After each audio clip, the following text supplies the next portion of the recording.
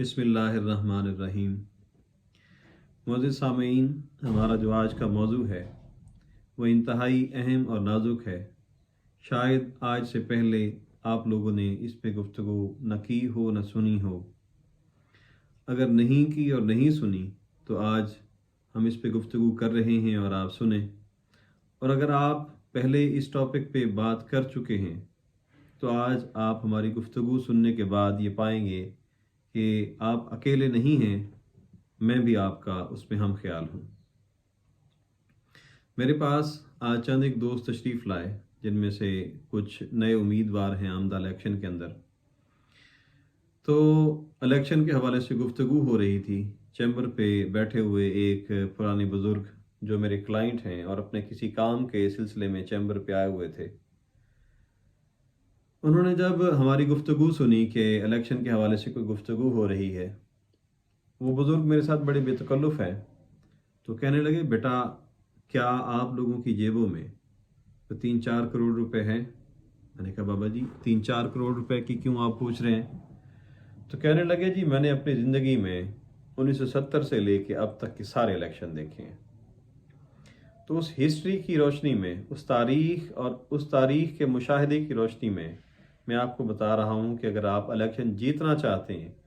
तो फ़ी बंदा जो उम्मीदवार हैं, हर उम्मीदवार 3-4 करोड़ रुपए कम से कम अपनी जेब में रखे और समझ लें कि ये 3-4 करोड़ रुपए इलेक्शन पे लगने हैं। अगर आप ये नहीं कर सकते तो फिर इलेक्शन लड़ने और उसे जीतने का ख्याल जहन से निकाल दें। हाँ, आप शौक ज़रूर पूरा करें, लेकिन आप इलेक्शन जीत नहीं सकते। तो मैंने अर्ज़ की, बाबा जी आप बिल्कुल सही फरमा रहे हैं, ये एक तलख हकीकत है। असल मेरा और मुझ जैसे चंद एक दोस्त जो आए बैठे हैं, इनका इलेक्शन में आने का जो मतमा नज़र है वो है ही यही कि इस सिस्टम को हमने चेंज करना है। मैं पिछले 2 इलेक्शन से कहता चला आ रहा हूँ, इवन के अपने हम ख्याल दोस्तों को जो तब्दीली का नारा लगाने वाले हैं, हमारी तरह तब्दीली के ख्वाहां हैं और मुल्क को करप्शन फ्री और एक अच्छी हुकूमत देना चाहते हैं कि हम ऐसे नुमाइंदे मुंतखब करें जो पाकिस्तान को तरक्की की राह पे गामजन करें, उसे हकीकी तौर पे आलम इस्लाम का किला बनाएं और उसे एशियन टाइगर बनाएं। ये जो हम आजकल आइडियलाइज करते हैं यूरोपियन कंट्रीज़ को, हम भी अपने मुल्क को एक आइडियल इस्लामी फलाही मुमलिकत बनाएं। तो ये जो सिस्टम चला हुआ है कि हर उम्मीदवार को 3-4 करोड़ रुपए लगा के असम्बली में पहुंचना पड़ता है अगर वो जीतना चाहता है, अदरवाइज वो नहीं लगा पाता। तो जो बंदा 3-4 करोड़ रुपए लगा के असम्बली पहुंचता है वो कोई हमारी फूफी या खाला का बेटा तो नहीं होता कि जब जाके असम्बली में बैठता है तो वो 3-4 करोड़ रुपए जो उसने लगाए हैं वो भूल जाता है, उन्हें छोड़ देता है। लाजमी तौर पे वो ऐसे मंसूबों में हाथ डालता है, ऐसे मंसूबे बनवाता है, ऐसी स्कीमें मुतारिफ करवाता है कि जिससे वो अपने खर्च किए हुए पैसे को रिकवर कर सके, या फिर मुख्तलिफ मंसूबों में वो किक बैक्स लेता है या मुख्तलिफ लोगों को ठेके दिलवाता है, मंसूबे उनको दिलवाता है और उनसे रिश्वत की मद में पैसे लेता है ताकि उसकी रिकवरी हो। ना सिर्फ रिकवरी हो बल्कि आइंदा कई इलेक्शंस का खर्चा उसे मिल जाए, बल्कि कुछ तो अपनी 7 नस्लों का ज़्यादा राह तक एक ही इलेक्शन जीतने के बाद इकट्ठा करने के चक्कर में होते हैं। तो सूबाई, कौमी, सेनेट के वज़रा, मुशीरान, इन सब को मिला के कोई 1000 के करीब तादाद बनती है पाकिस्तान में। जो लोग असम्बली पहुंचते हैं या असम्बली से रिलेटेड जो ओहदे होते हैं जैसे मुशीरान वगैरह, वहाँ तक पहुँचते हैं। तो अगर वो सारे मिल के करोड़ों चुके लगा चुके होते हैं, अरबों की करप्शन भी करें, चलें हम ज़्यादा नहीं 10 करोड़ रुपए ही लगा लें, जिसने 3-4 लगाए, चलें कम से कम हम रियायती नंबर देते हुए कहते हैं कि उसने 10 करोड़ रुपए अपने टेन्योर में वापस निकाल लिए। तो 1000 को 10 से आप ज़रब दे लें, खरबों रुपए کرپشن کی مد میں ہمارے خزانے سے نکال لیے جاتے ہیں. ہمارے اپنے ہی امیدوار بھلے وہ جس بھی پارٹی سے ہوں موجودہ سیٹ اپ کے اندر، بھلے اس پارٹی کا جتنا بھی تبدیلی، کرپشن فری اور میرٹ اور ان چیزوں کا نعرہ ہو، جب ان کے امیدوار اتنا خرچہ کر کے آ رہے ہوں گے، یہ ہو ہی نہیں سکتا کہ وہ یہ اپنے خرچے ریکور نہ کریں. اگر یہ طریقہ کار، یہ سسٹم یوں ہی چلتا رہا تو بھول جائیں کہ پاکستان میں میرٹ نافذ ہوگا، پاکستان میں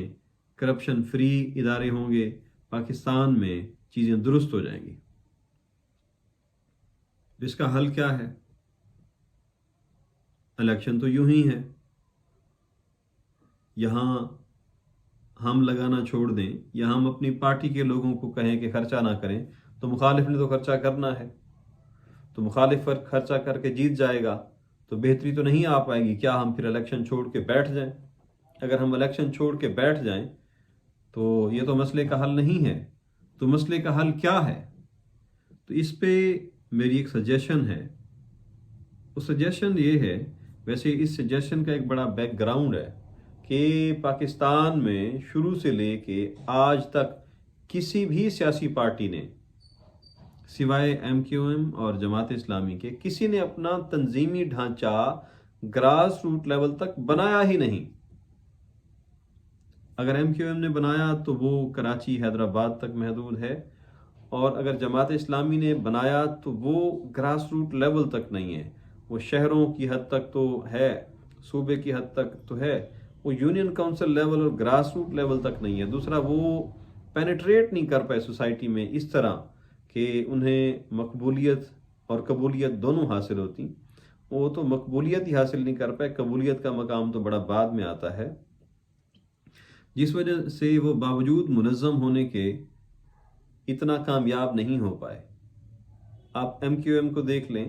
ان کا چونکہ تنظیمی set up grass root level تک ہے، وارڈ لیول تک ان کی تنظیم مضبوط ہے، تو وہ اگر ایز اے پارٹی کسی ریڑھی والے کو بھی انہوں نے ٹکٹ دیا ماضی میں، اب تو خیر ان کے ہاں بھی سرمایہ داری نظام چھا چکا ہے، مافیاز وہاں پہ رول کر رہے ہیں. ورنہ جب ان کا عروج تھا، ابتدا کے بعد سے عروج تک، اس وقت وہ کسی ریڑھی بان کو بھی ٹکٹ دیتے تھے، کسی برگر بیچنے والے کو بھی ٹکٹ دیتے تھے تو وہ بھی بن جایا کرتا تھا. وہ کیوں بن جایا کرتا تھا؟ ان کا گراس روٹ لیول تک تنظیمی سٹرکچر تھا. انہیں اپنے الیکشن آفیسز بنانے کے لیے امیدوار کو خرچہ نہیں کرنا پڑتا تھا، انہیں اپنے الیکشن ایجنٹ مقرر کرنے کے لیے پیسے دے کے بندے خریدنے نہیں پڑتے تھے، بلکہ تنظیم کی جو ہائرارکی تھی ان کے ذمے لگ جاتا تھا وارڈ سے پی پی یا این اے تک کہ سب نے اپنے حصے کا حصہ بقدر جسا خرچہ کرنا ہے. یہ بوجھ تقسیم ہو جاتا تھا تو پارٹی جس کو امیدوار ڈکلیئر کر چکی ہوتی تھی، پارٹی جو کہ گراس روٹ لیول تک ہوتی تھی، تو مخالف بھلے جتنا خرچہ بھی کر لیتا، وہ اس طرح کے ڈیووٹڈ لوگ وارڈ لیول تک اس کے پاس نہ ہونے کی وجہ سے اور اس طرح کی یونٹی نہ ہونے کی وجہ سے کوئی بھی ان کے مقابلے میں اتنا کامیاب آج تک نہیں ہو پایا. تو اس ماڈل کو اگر تمام جماعتیں اڈاپٹ کریں، خاص طور پہ وہ جماعتیں جو حقیقی طور پہ تبدیلی کی خواہاں ہیں، جیسے پی ٹی آئی ہو گئی، ان کا تو نعرہ ہی تبدیلی کا ہے، ہم بھی اس نعرے کے حامی ہیں، تو میرا انہیں مشورہ ہے کہ پاکستان کی اکثریت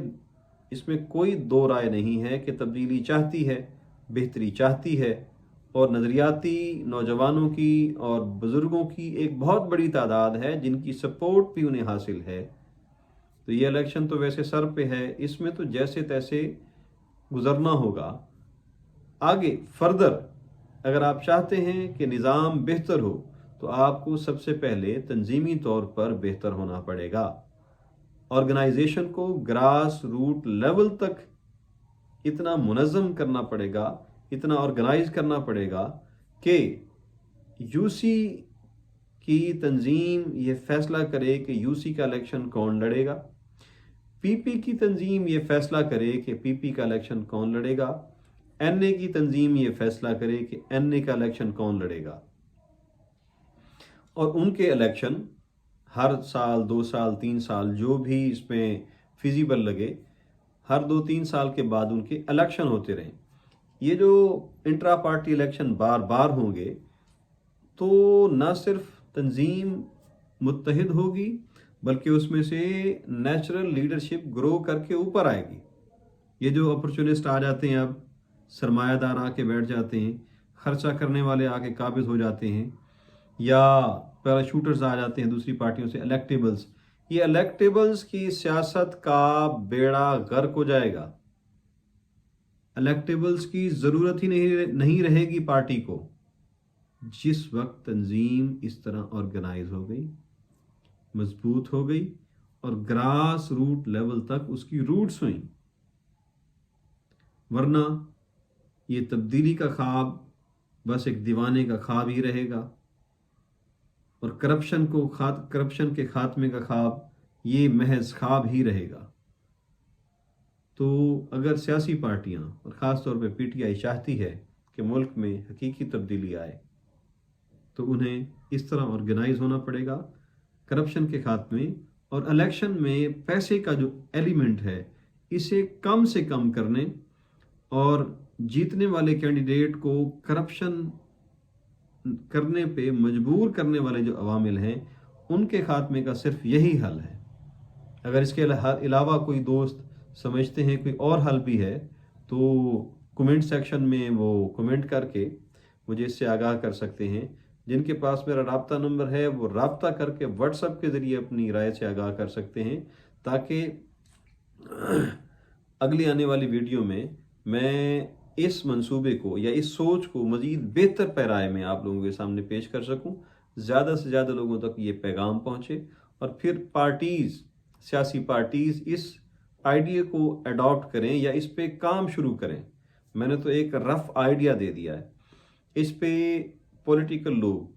جو واقعی ملک کی بہتری کے لیے کچھ کرنا چاہتے ہیں مزید برین سٹورمنگ کر کے، مزید ڈیٹا اس پہ کلیکٹ کر کے، مزید اس پہ ریسرچ کرا کے بہتر طریقے اور بھی اس میں اختیار کر سکتے ہیں۔ اور یہ کام کوئی 1-2 الیکشنز 8-10 سال کے اندر ہونے والا نہیں ہے، مسلسل اس کے لیے ہمیں کئی اشرے چاہیے۔ دیکھیں، ملک قائم رہنے کے لیے ہوتے ہیں، جب تک قیامت نہیں آتی دنیا نے قائم رہنا ہے، اور اللہ کرے ہمارا ملک عظیم بھی قائم رہے۔ جب اس نے رہنا ہے اور ہماری نسلوں نے اس میں بسنا ہے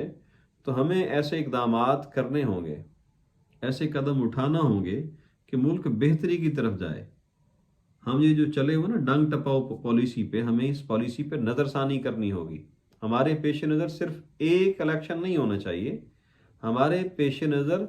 نسلوں کا مستقبل ہونا چاہیے، ملک کا مستقبل ہونا چاہیے،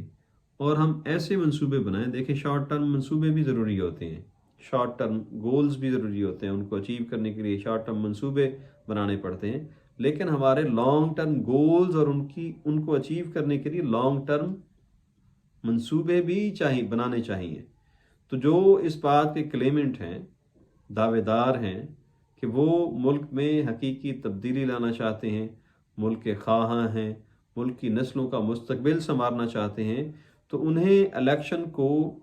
کم سے کم خرچے والا بنانا ہوگا اور امیدواروں سے بوجھ کو ہٹانا ہوگا، تاکہ وہ